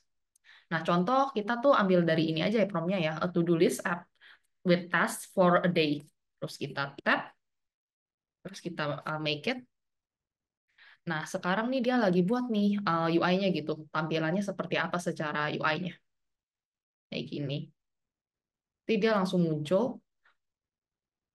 Nah, dan di sini kita juga bisa nih mengubah secara stylenya nih. Dia udah kasih template gitu secara stylenya. Seenggaknya itu mungkin bisa ngebantu kita, oh, kalau misalkan kita mau bikin aplikasi to-do list, kita membutuhkan apa aja sih? Dan kira-kira apa saja gitu. Eh, Desain-desain stylenya seperti apa saja. Dan bahkan tuh kalau misalkan di sini kita bisa secara detail nih, misalkan make change, oh kita mau dark mode, kita mau light mode, atau mungkin kita mau ada radiusnya lebih gimana gitu. Oh tapi di sini nggak ada radius ternyata. Seperti itu sih. Juga sebenarnya kalau di Figma sendiri pun juga banyak ya. Contoh kayak misalkan tolong dong bikinin prototype animasi untuk prototipenya bagaimana atau mungkin rename layers kayak misalkan kan biasanya kan layers di sini itu kan berantakan ya. Biasanya kayak misalkan frame 1, 2, 3 atau enggak mungkin frame 500. Itu nanti AI-nya juga bisa nge-rename frame. Seperti itu sih contohnya dari aku. Thank you. Oke, tapi gak boleh langsung dipakai ya Kak Ya. Jaslyn ya. Cuman jadi contoh aja. Tapi mungkin kalau yang contoh kayak misalkan rename layers itu mungkin masih oke lah, itu ngebantu lah karena lebih ngebantu ke pekerjaan bukan ke hasil akhirnya gitu, bukan untuk ngebuat hasil akhirnya gitu. Tapi lebih ngebantu untuk kita tuh proses pekerjaannya memudahkan kita lebih membedakan layer per layer gitu, kayak gitu. Kayak gitu aja sih. Oke, ini ada follow-up question Kak. Mm. Implementasinya sendiri sebagai UI UX designer di company, apakah boleh Kak pakai AI tools yang bisa mengubah layout yang masih sketch ke high fidelity? Jika bisa, apakah layoutnya mudah buat di-develop? Sebenarnya sih kalau dari aku belum pernah punya pengalaman tentang itu, tapi sepertinya kalau dari company nggak boleh. Sepertinya kalau dari company nggak boleh, karena terkadang kalau misalkan mungkin cuma jadi proof concept untuk menjadi konsep doang, bukan menjadi hasil akhir yang nanti akan develop ya, tapi untuk jadi konsep kayak, oh ini gambaran nih buat PO, untuk gambaran buat developer. Itu mungkin masih nggak apa-apa ya, tapi kalau misalkan untuk hasil akhir disarankan enggak sih, karena juga takutnya instingnya kita nanti melemah sih. Insting desain kita nanti takutnya melemah ya, karena kan kita terlalu mengandalkan AI seperti itu. Jadi lebih baik kita tuh punya keyakinan sendiri, conviction gitu tentang, oh kayaknya menurut kita desain ini yang lebih bagus gitu. Karena wireframe itu kan sebenarnya hanya sketsa dasar ya, sketsa dasar dari sebuah aplikasi atau sebuah produk digital yang kita mau gambarkan gitu. UI-nya nanti seperti apa kan belum tentu sama seperti wireframe-nya kayak gitu. Thank you. Oke, kalau ada follow-up question boleh banget teman-teman. Tapi Hmm. tadi menarik banget ya bahasa dari Kak Jaslyn. Nanti kita bisa jadi apa tadi Kak tumpul ya. Maksudnya kayak Oh ya, jangan instingnya jangan ketemu ya. sampai ujungnya sampai mati teman-teman. Mungkin itu ya yang jadinya kayak kurang beretika. Jadi kayak AI itu dianggap jelek banget karena banyak banget mungkin yang langsung comot gitu kan. Promnya jelek langsung dipakai. Jadi ketahuan deh. Oke, kita lanjut. Mungkin pertanyaannya buat dua-duanya ya, buat Kak Kemal dan juga Kak Jaslyn gitu. Kan kalau Kak Kemal kan punya tim ya Kak. Tadi kan Kakak bilang, ya jangan dong kayak langsung minta fix code, tapi gak ngerti itu di belakangnya kayak gimana, kayak gitu-gitu. Nah, mungkin nih ke Kak Kemal dulu deh. Kayak gimana Kak Kemal, sorry, Kak Kemal yakin kalau timnya tuh pakai AI sesuai porsinya Kak? Itu, Oke, hmm, soal porsinya sebenarnya menurut aku tuh yang utama sebenarnya pas ngedevelop sesuatu itu saya dari aku ngasih project vision ya akan kayak gimana outputnya ini kita butuh kayak gini loh guys, tapi kita yang starting point dari sini yang harus lo ngelewatin kayak akan gini gini gini gini A B C D E, dan mereka ngejalan itu gitu along the way. Ketika mereka stuck di AI, segala stuck di prosesnya pakai AI, selama scope-nya adalah untuk benerin codingannya itu ya nggak apa-apa gitu. Tapi biasanya kalau aku pribadi, culture yang bentuk adalah setelah project itu even udah selesai, setelah present ke user gitu, aku selalu yang ngumpulin lah anak-anak dan coba lu stucknya di mana tadi, errornya di mana aja gitu prosesnya, dan coba jelasin ke gue lu nyelesainnya gimana, what's wrong with the code dan segala macam gitu. Jadi kayak lebih nge-ensure mereka mereka ngerti gitu. Dan sebenarnya aku melakukan itu bukan hanya untuk ngetes ngetes mereka paham apa enggak beneran dari AI pun, tapi karena aku pun juga pingin selalu relevan dan ngerti terhadap all the technical things gitu, karena memang dengan eh, posisi aku sekarang itu udah harus lebih diminimalisir gitu kan. Mungkin contoh dari Python modul ada yang baru lah, program ada cara-cara baru untuk di modul-modul yang kita pakai di Python, jadinya I wanna keep updated lah, gara-gara emang by nature udah suka gitu sama sama ada ada act of coding dan segala macam gitu. Jadi itu culture yang udah kita bangun tuh, dan akhirnya jadi mungkin karena tim aku it's quite a small team ya, berempat sama aku dan 3 orang mentor aku, dan mereka tuh semua tuh udah terbiasa dengan itu, jadinya regular tuh udah nggak kebentuk lagi, kayak they know what to do, they know what I don't like, they know what kind of standard yang aku pingin gitu. Gitu sih Oke, Kak. oke. Seru, seru, seru, Kak. Jadi kayak dari kakak Kemalnya sendiri juga in a way jadi kayak belajar terus gitu kan kayak. Iya, Jadi, betul. tapi nggak Ya, harus langsung technically belajar karena udah nggak ada waktu kan, Kak. Harus benar, benar, belajar ya. benar, benar. Oke, kalau Kak Jesslyn sendiri Kak, kalau di culture-nya kantornya Kakak tuh gimana Kak? Pakai AI, terus kayak ensure gitu ya, tim lain tuh pakai AI-nya udah benar ngasih datanya Kakak kayak gak asal gitu-gitu. Kalau misalkan di company-ku sendiri, kita itu penggunaan AI-nya itu tuh mungkin lebih untuk UX writing ya kebanyakan ya. Kayak misalkan contoh UX writing atau enggak mungkin bikin struktur PPT yang tadi dikasih contoh sih. Kalau misalkan untuk masalah data-data, kita sebenarnya kurang berani ya menggunakan AI untuk data-data. Kecuali mungkin bagian tim bisnis ya, itu aku juga kurang tahu. Tapi untuk data sendiri sebenarnya kita masih agak takut-takut sih untuk memasukkan data company ke dalam AI gitu karena takutnya melanggar takutnya ada melanggar hak privasi atau enggak data-data privasi gitu. Walaupun sebenarnya kita udah disediakan Copilot sendiri gitu. Kayak gitu sih. Jadi kita jarang sih untuk ngupload data ke dalam AI, tapi kita lebih ngegunainnya itu tuh untuk mempermudah pekerjaan kayak misalkan contoh, oh UX writing-nya seperti apa, struktur PPT-nya bagaimana, seperti itu. Nah, kalau UX writing sendiri Kak, jadi isu gak sih kayak kan dibantuin AI? Gak tahu nih apakah kayak diambil mentah-mentah atau kan jadi teman brainstorm aja. Tapi Ya. jangan-jangan dia kan ambil research dari mana-mana ya Kak. Jangan-jangan that exact copywriting tuh udah dipakai atau gimana. Itu ngeceknya gimana tuh Kak? Sebenarnya sih, ya itu makanya kadang-kadang kalau misalkan untuk UX writing sendiri, kita biasanya tuh meminta banyak alternatif. Kayak contoh tadi aku minta 5 alternatif, terus dengan tone of voice-nya seperti ini. Dan biasanya tuh normalnya kita combine. Kayak misalkan, oh alternatif satu sama alternatif tiga kayaknya bagus nih, kita coba combine deh. Misalkan kita minta tolong AI untuk ngekombainin, tapi ternyata hasilnya tuh kurang sebagus itu. Jadi kita ngecombine sendiri dulu, baru kita minta AI untuk revisi itu gitu, untuk menjadi lebih bagus seperti itu. Oke, ini ada pertanyaan masuk dan ini kayaknya lumayan deh kita beristirahat dari ngomongin AI. Dari kali dia, karena kan untuk ngelatih skill creative thinking kita biar nggak digantiin AI nih Kak. Gimana? Apa hal favorit yang kakak-kakak lakuin untuk sharpen both your creative and critical thinking skills? Biar nggak tumpul tadi ya Kak ya. Mungkin dari Kak Jaslyn dulu. Mungkin kalau dari aku sih selalu tanya kenapa ya. Misalkan contoh kita pakai aplikasi Duolingo, misalkan contoh ya. Terus kita nanya, kenapa sih ini aplikasi itu bisa dibilang sebagai salah satu aplikasi gamification yang paling bagus gitu. Atau enggak mungkin contoh TikTok atau Instagram kan biasanya ada update feature ya. Gak usah jauh-jauh deh, atau enggak kayak Shopee, Tokopedia gitu. Pasti kan ada update feature atau enggak update secara UI gitu. Kita harus nanya, kenapa sih mungkin mereka ngubah seperti itu? Kenapa tampilannya menjadi seperti ini gitu? Kenapa ditambahin fitur seperti ini gitu?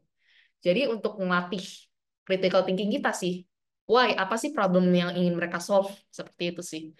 Dan juga mungkin banyak baca-baca tentang artikel atau enggak mungkin kita bisa melihat referensi-referensi desain atau enggak produk digital yang lain. Misalkan contoh dari mobil, kan kita kan bisa lihat screen-screennya ya. Jadi dari kita lihat screen-screennya kita bisa tahu, oh kalau pattern untuk bikin onboarding seperti ini ya. Kalau misalkan pattern untuk bikin form yang bagus seperti ini ya. Kayak gitu sih. Jadi kita ngedevelop sense desainnya gitu. UX dan juga secara UI-nya ya. Kayak gitu sih. Dan mungkin kalau bisa, maaf, baca buku tentang produk desain juga nggak ada salahnya atau artikel-artikel produk desain kayak gitu. Oke, tadi waktu kakak bilang baca artikel dan buku gitu ya, mungkin Ah, for some people udah outdated kali ya Kak, karena bisa nanya AI. Nah tuh, ya. maybe you want to adding lagi Kak, kenapa masih penting gitu kan bisa nanya AI gitu. Sebenarnya betul bisa nanya AI. Aku salah satu orang yang menanyakan AI juga ya. Tapi terkadang source-nya itu belum tentu oke lah. Mungkin AI ada source, bener ada source. Tapi terkadang tuh eh, source-nya itu tuh belum tentu sesuai dengan apa yang dikatakan oleh AI. Contoh misalkan nih, aku pernah bikin ini PR ya by the way ya. Ini bukan pekerjaan aku, ini PR. Aku dan juga teman-teman kelompokku pernah bikin deck tentang akses acceptability rate-nya Jokowi. Aku minta tolong nih dengan AI, tolong dong. Kenapa apa sih apa hubungannya akseptabilitas rate-nya Jokowi dengan culture-culture di Indonesia? Apakah ada hubungannya gitu? Makanya misalkan contoh karena culture di Indonesia itu tuh lebih sungkem, jadi mereka itu tuh lebih percaya dengan Jokowi gitu, kayak gitu. Nah, si ChatGPT emang kasih source-nya sih dengan kata-kata yang mendukung lah. Tapi ternyata pas aku cek source-nya, aku tidak menemukan data tersebut yang spesifik gitu. Kayak gitu sih. Wow, wild nih guys. Ternyata nggak bisa dipercaya sepenuhnya ya kayak. Iya, sebenarnya kayak gitu sih. Ada juga sih, maksudnya beberapa contoh juga. Misalkan nih contoh, aku dikasih PR juga, PR tentang research data lah. Aku minta tolong AI, tolong dong bikin overview dan juga tolong dong jawabin pertanyaan ini. Apa sih plus minusnya dari ringkasan ini gitu. Oke, dia kasih plus minusnya ringkasan ini. Tapi ternyata pas aku diskusi sama teman-teman timku, oh kita ternyata mendapatkan insight yang berbeda nih dari AI. Jadi ada gap yang AI itu sebenarnya nggak bisa tutup gitu. Yang mungkin cuma bisa kita tutup pas kita lagi diskusi atau enggak pas kita lagi mikir sendiri gitu jatuhnya. Seperti itu sih. Jadi mungkin lebih berhati-hati aja sih. Karena kan kalau misalkan kita membaca buku itu source-nya lebih terpercaya ya. Walaupun nggak semua buku terpercaya, tapi lebih terpercaya daripada yang ada di internet gitu. Karena kan penulisnya lebih accountable Iya. kan, Kak. Lebih kredibilitasnya lebih ada lah. Oke. Oke, thank you Kak Jesslyn. Semoga mencerahkan ya kawan-kawan untuk tidak hanya ini ya, percaya sepenuhnya pada AI. Oke, boleh Kak Kemal. Kalau Kak Kemal gimana nih? Apa hal yang favorit dilakuin supaya menjaga critical thinking dan kreativitas? Apa ya? Sebenarnya kalau aku, it's very good question. Pertama karena aku jadi coba langsung mikir nih apa. Pertama kayaknya kalau aku pikiran di awal, I try to do active things even in my leisure time. Kayaknya di kosong, contohnya aktif sih berarti secara otak ya, otaknya aktif melakukan sesuatu. Contohnya adalah paling simple lah yang ngakuin hobi-hobi aku gitu, misalnya kayak main game. Orang mikirnya main game, tapi kayak dengan main game aku fully aware that I am making decisions, dan habis itu uh, dari otak nyambung ke tangan, simpelnya motorik itu kayak ngelakuin analisa what in a split second, what kind of decision aku ambil untuk dapetin output yang aku pinginin gitu. Contohnya paling simple main games, kayak ya olahraga juga contohnya yang sifatnya lebih game instead of exercise gitu. Terus kalau ibaratnya sisanya, kalau yang sifatnya konsumtif gitu ya mungkin nonton. Nonton pun aku juga suka nonton. Contohnya kalau obrolan gitu, kayak misalnya contoh kayak sekarang lagi rame podcast, aku lebih suka adalah nontonin podcast. Bukan yang bintang tamunya menarik, tapi yang interviewernya itu terkenal dengan pertanyaan-pertanyaannya yang jago gitu. Karena apa sebenarnya, yang aku pengen pelajari adalah how can they apa namanya, merunutkan pikiran mereka dari jawaban langsung, dan langsung ngasih pertanyaan yang tepat gitu, yang aku rasa kalau aku bisa mempelajari how they do it, itu bisa aku pakai dan terapin ke kehidupan sehari-hari sih. Contohnya ketika ngobrol sama sama klien, sama internal, sama cross department segala macam, ketika aku eh, tahu concern mereka atau pertanyaan mereka, aku bisa ngejawab atau ngasih respon dalam bentuk apapun yang tepat gitu. Gitu sih kurang lebih sih, kayaknya itu ya. Kayaknya nggak pernah beneran kepikiran mengenai hal ini, tapi I think based on my own analysis about myself, kayaknya itu deh. Oke, jadi main game terus tadi yang menarik memperhatikan interviewer di podcast-podcast gitu ya Kak Kemal ya. Iya, iya, jadi sebenarnya lebih kayak aktivitas di otaknya gitu, bukan apa yang dilakuin, cuma ngelakuin hal-hal yang yang kita ngelakuinnya nggak brain dead lah. Maksudnya I'm not bashing but anything, cuma aku selalu menghindari kayak doom scrolling gitulah, nonton TikTok atau nonton Instagram yang terus-terusan, tapi yang otak kita pasif gitu, kayak udah terus lewat lagi gitu. Jadi pinginnya even kalau nonton sesuatu, otak kita aktif untuk apa namanya, fully into that content and information gitu. Oke, tapi ini karena sebenarnya manusia modern yang udah dibantu AI, udah ada TikTok dan Ya, IG, itu emang kerasa banget ya Kak. Kreatif dan critical thinkingnya itu, wah, ya. susah sekali.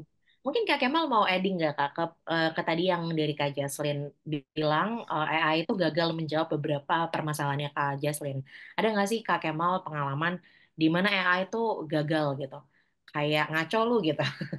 Iya, dan itu sering sering sekali kan, apalagi kita mintanya kadang-kadang eh, apa namanya, contoh paling coding gitu, dia kayak dengan confident ngejelasin, oh error di sini terus jawabannya gini gini gini gini gini. Pas kita coba, tapi ini salah juga sebenarnya, atau enggak ini mah udah deprecated, udah nggak works lagi segala macem. Dan kalau kita males, pasti ujung-ujungnya akan emosi ke robot gitu.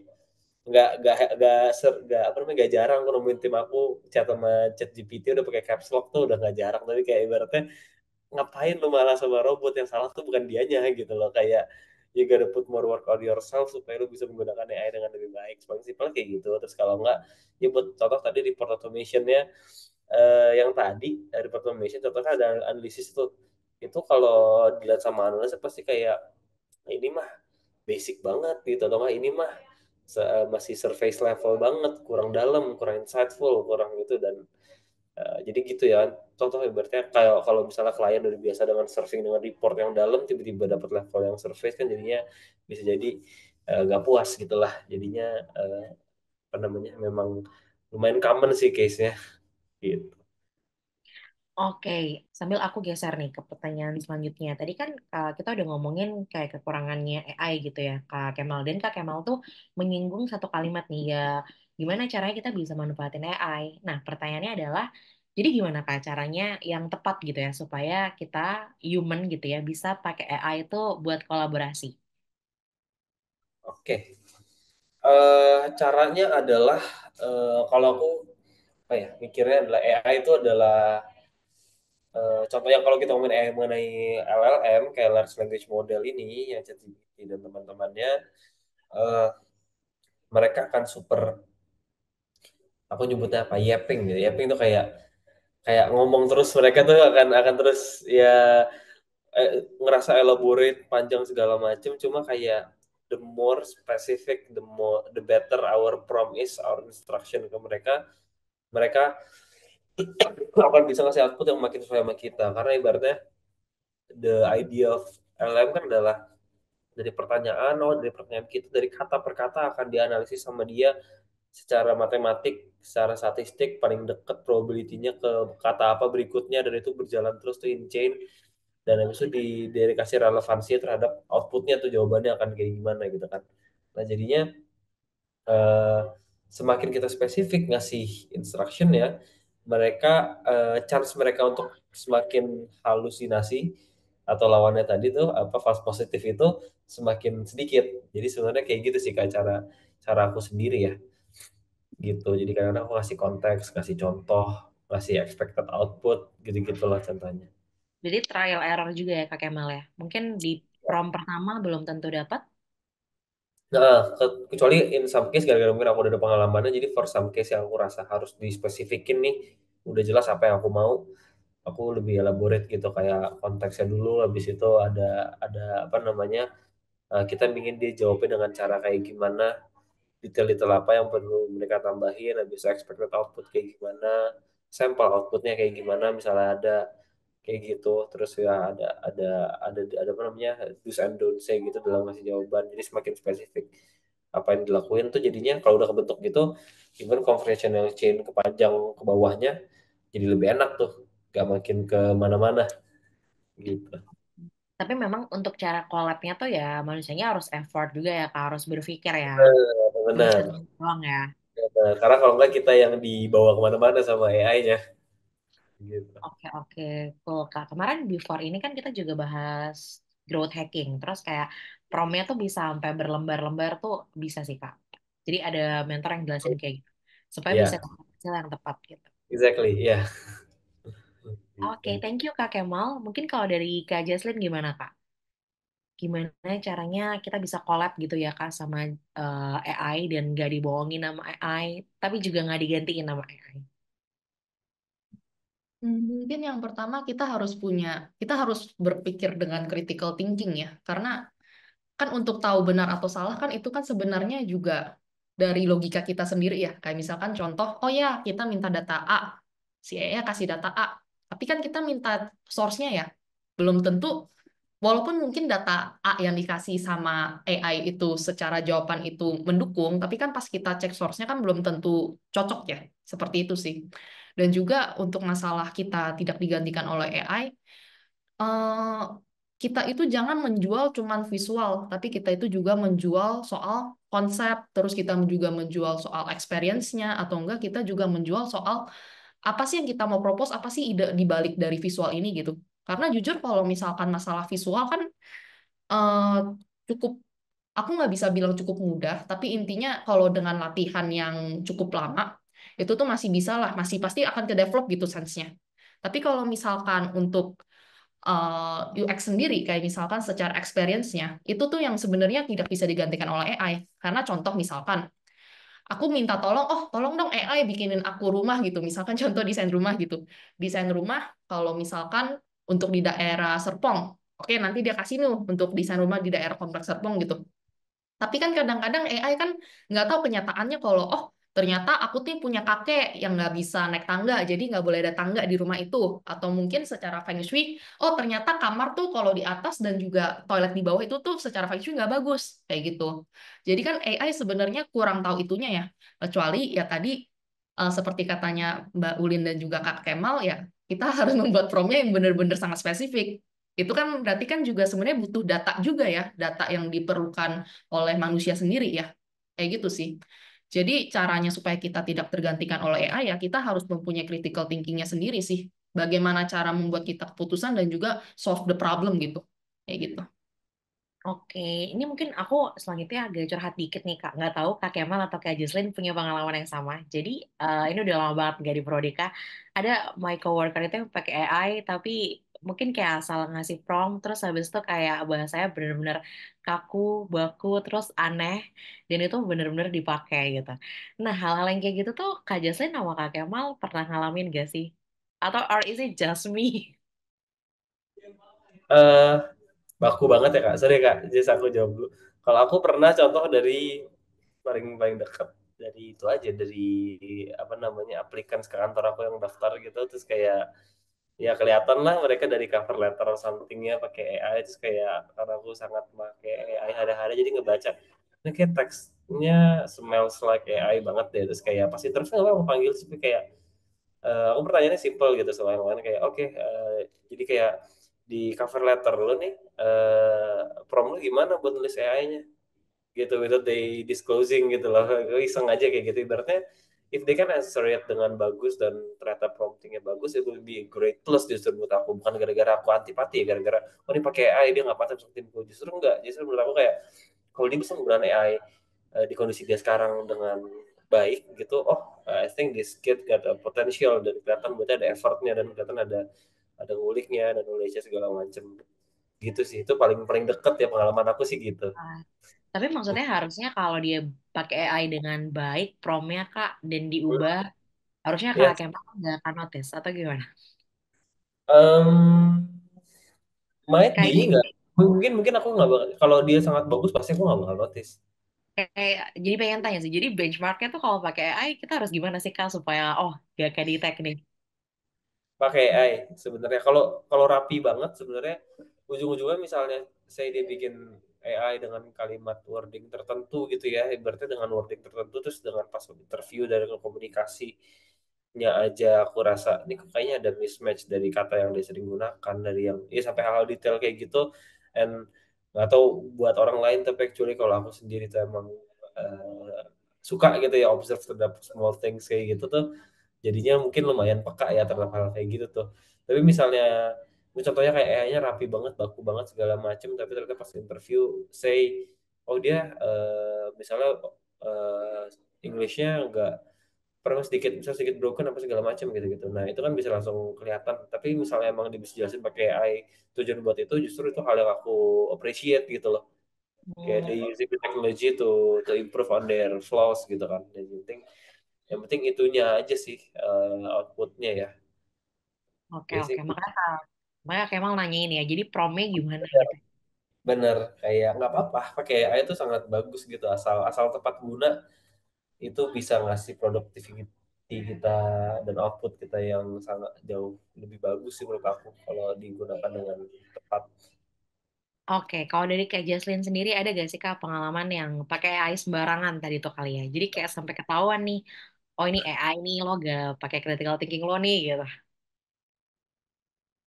Sebenarnya sih untuk pengalaman pribadi enggak ya. Tapi kalau misalkan nih contoh aku misalkan sebagai HRD gitu mungkin aku menerima cover letter yang bahasanya agak kaku atau baku ya. Aku cuma mikir sih.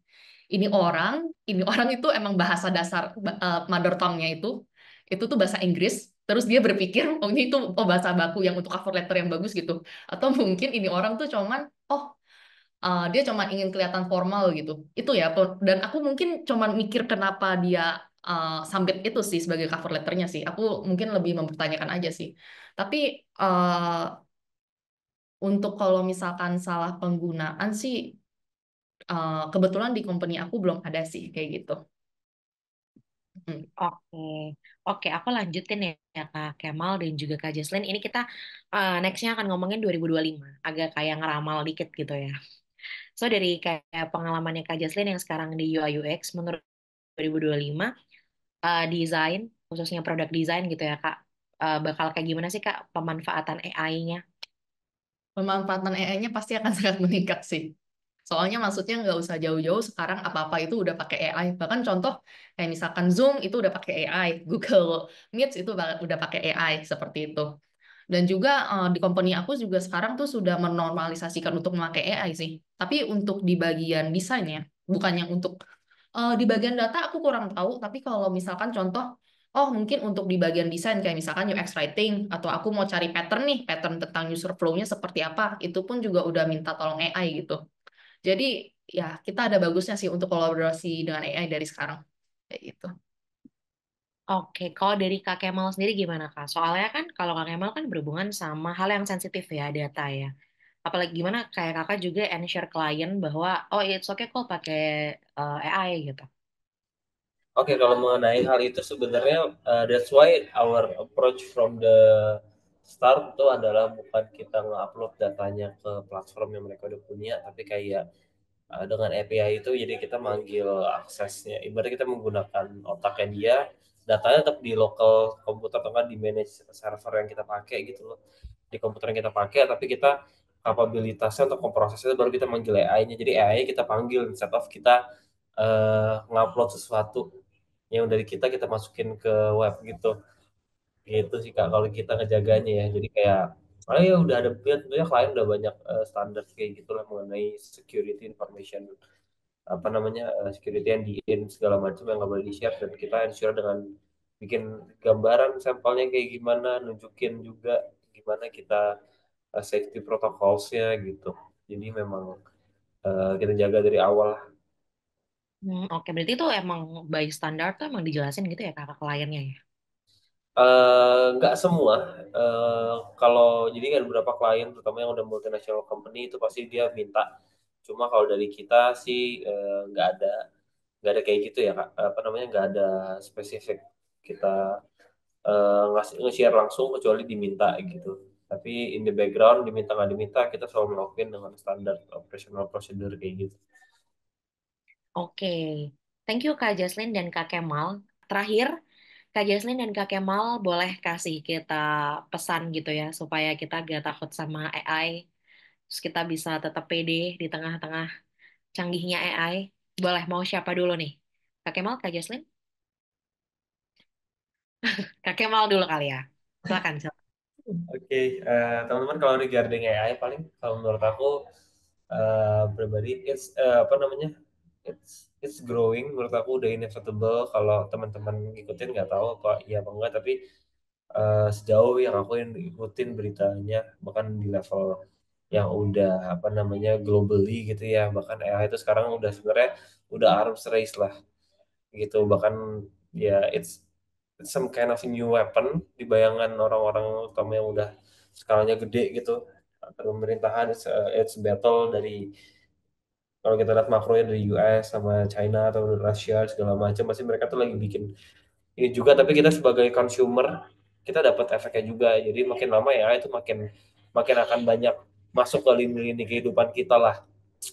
Dan dan it's only gonna get more and more into our life. Jadinya menurut aku pribadi apa namanya, ada sangat baiknya kalau teman-teman menyisihkan waktu untuk mengerti eh, ke mana saja mereka sudah masuk, udah sejauh apa, dan bagaimana mereka bekerja. Jadinya we can master it gitu loh. Jadi kayak instead of getting misguided, jadi kayak nyasar atau enggak keikut halunya AI, it's better to get more understanding of the artificial intelligence. Jadi kita bisa benar-benar manfaatin itu untuk apapun itu yang mau kita lakuin gitu. Keren banget Kak Kemal. Karena Kak Kemal juga ini ya, walk the talk gitu kali ya. Jadi tadi aja portofolionya udah AI based gitu, keren Ya, banget. Oke, oke. oke, last statement dari Kak Jesslyn gimana Kak? Mungkin kalau statementnya dari aku itu jangan takut dengan AI, maksudnya jangan takut untuk tergantikan dengan AI, karena AI itu tuh sebenarnya tidak bisa menggantikan dalam job desk desain ya. Karena AI itu kan hanya memberikan pattern. Yang tahu manusia itu kan sebenarnya manusia sendiri ya. Nah, manusia itu kan sebenarnya juga mencari data dari manusia sendiri. Misalkan contoh kita melakukan interview, kita melakukan survei, dan kita tuh benar-benar nge-tracking datanya gitu dari perilaku atau enggak behavior manusia gitu. Nah, kita butuh datanya dari manusia. Jadi untuk mendesain untuk mendesain untuk manusia, ya paling bagus yang mendesain itu adalah manusia. Jadi jangan pernah takut dengan AI, tapi kita harus mengajak kolaborasi dengan AI. Seperti contoh-contohnya, cara-caranya itu tuh yang aku kasih tunjuk di presentasi, mungkin dari UX writing-nya, atau mungkin dari presentasinya, struktur presentasi, atau dari riset data. Tapi harus diingat, jangan mentah-mentah ngambil jawaban AI-nya. Kita tuh harus cek lagi source-nya oke kah? Apakah cocok dengan situasi kita? Apakah kita itu tuh bisa mengenhance jawabannya? Karena kalau misalkan siapa ya menteri, kayaknya menteri Indonesia yang terbaru deh, yang perempuan itu yang kacamata, dia pernah bilang kalau misalkan jawaban kita sama dengan AI ya kita nggak ada stand outnya dibandingkan AI loh. Tapi kalau misalkan kita bisa memberikan value lebih daripada AI, mungkin jawaban lebih dibandingkan AI, ya itulah namanya intelektual manusia gitu. Seperti itu sih. Oke, thank you Kak Jaslyn. Jadi jangan takut ya teman-teman ya sama AI karena nggak ada yang perlu ditakutin selama kita justru bisa manfaatin si AI ini.